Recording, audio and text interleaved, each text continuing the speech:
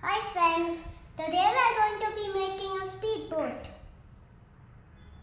You'll be needing 8 small triangles, 25 squares and 2 big triangles.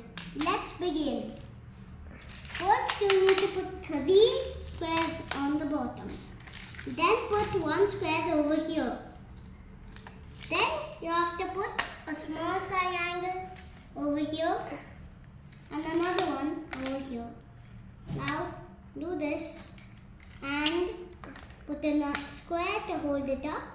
Put another one on this side and put on the top.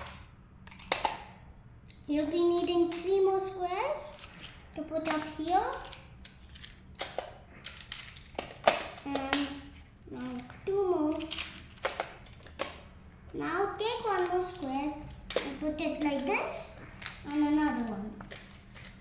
Now take your 2 big triangles and put them here. Now take these 2 and put them here.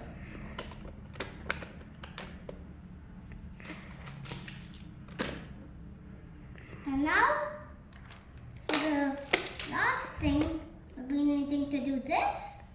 Now put a small triangle and put another one on this side and 1 more on this side, 1 more on this side.